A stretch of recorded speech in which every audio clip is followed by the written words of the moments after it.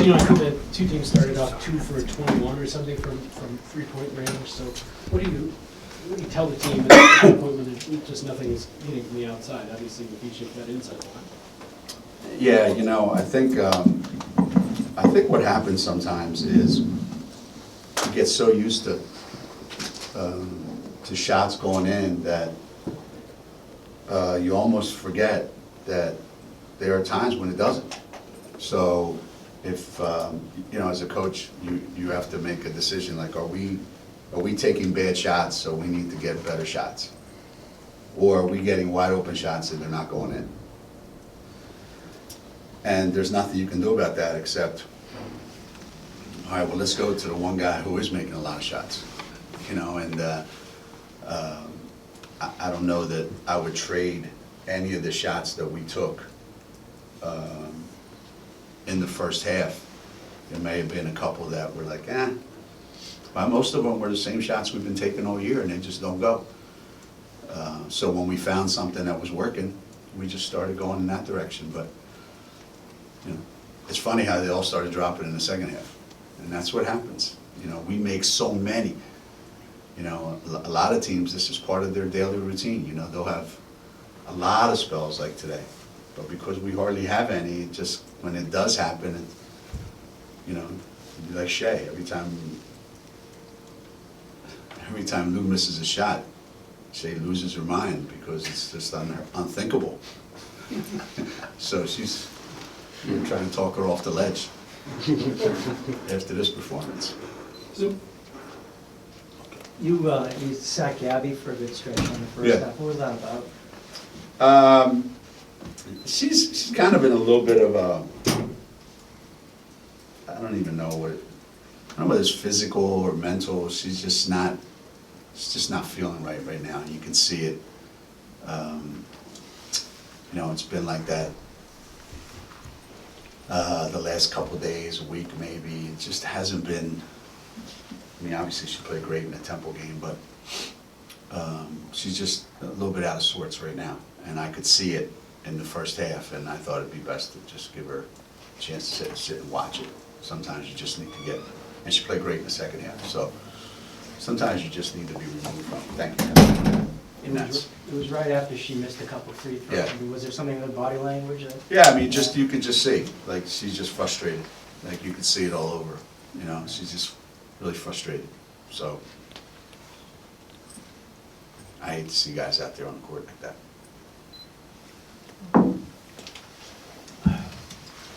Geno, when everybody else is shooting the way they were, does it just make Nafisha look all that more automatic? I mean, this season has been pretty incredible the way she's shooting the ball.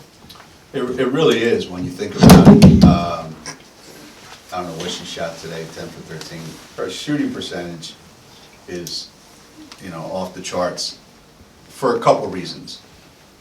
You know, one, every shot that we get her, it seems like, is a high quality shot. It's not like a low percentage shot. She takes very high percentage shots. And the second thing is she's able to finish around the basket, you know, on either side, and with contact or no contact.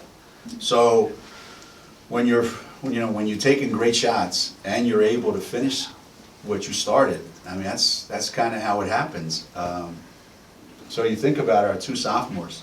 You know, one, that every time she takes an open jump shot, you're dumbfounded it doesn't go in. And then we got another one that every time she catches in the lane and doesn't score, you're like, what's wrong with her? So they've set the bar pretty high, I think.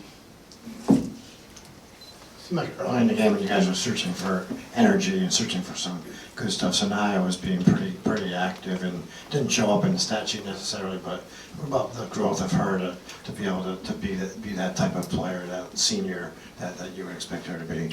I think other than, you know, obviously Fisa's shots, I thought Sanaya's game today was probably the best of anybody else out there. You know, she's already had an incredible year in assist to turnover, and another one today, 7 and 0. And looks so comfortable out there and looks like in charge of her own emotions of her game.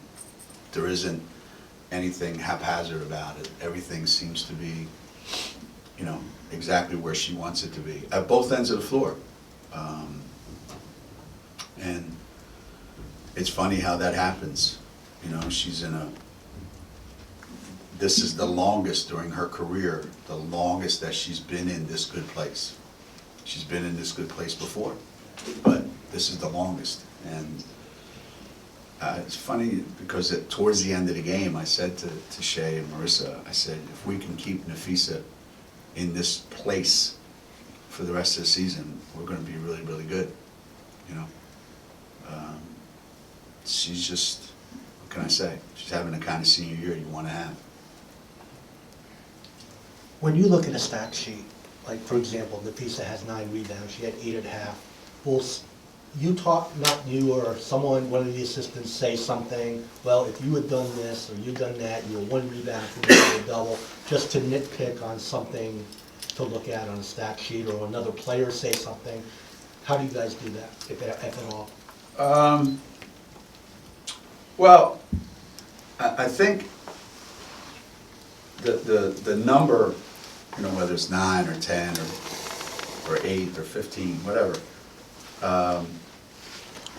there's always, after every game, and this never fails, after every game, there is never an opportunity, there's never a time when you pass up an opportunity to get a dig in at somebody about something that game. I don't care if they had a triple-double and it's the first one in the history of college basketball. We're going to find something that, you know, to say about something. Why? It's for the hell of it, because it's fun. And it keeps them, you know, it keeps them engaged. Otherwise, I would have no reason to talk to them. And they wouldn't want to talk to me. But now they have to talk to me because I'm asking them, like, why you got 9 instead of 10? You know, everybody's been falling all over you, Nafisa. You got 1 rebound in the second half, really? I mean, you have some fun with that stuff, but when it's all said and done, you know, a lot of these kids push themselves. And I don't know that it's like the old days where guys get on each other and have fun with each other. Now, you know, everybody loves everybody all the time. You know, just text me a picture of a heart, an emoji heart. Tell me you love me. Well, if Nafisa was like Tina, it wouldn't be a problem. She's more like Kara, that she makes all her layups. She is a lot like Kara. I don't know if Kara's watching in the postgame. So I didn't want to get into it. Crystal was pretty upset. You guys were pretty upset with her yesterday. It seemed like she settled down today and just played instead of thinking too much. Yeah, no, she played really well today. You know, we were hoping to get her, obviously, a lot more minutes than she got in the Temple game. And, you know, we thought 25 would be a good number, but I wasn't really tied to that. But just play her for as long as we could play her and let her see how she's feeling. And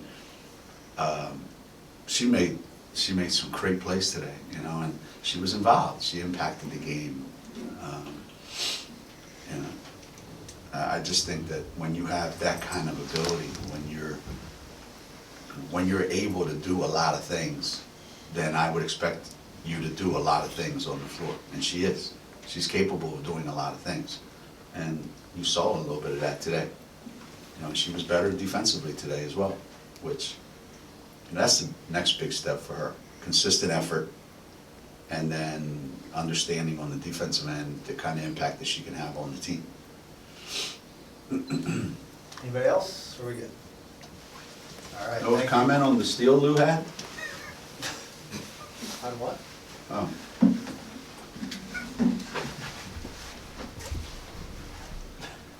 Yeah, About her assist?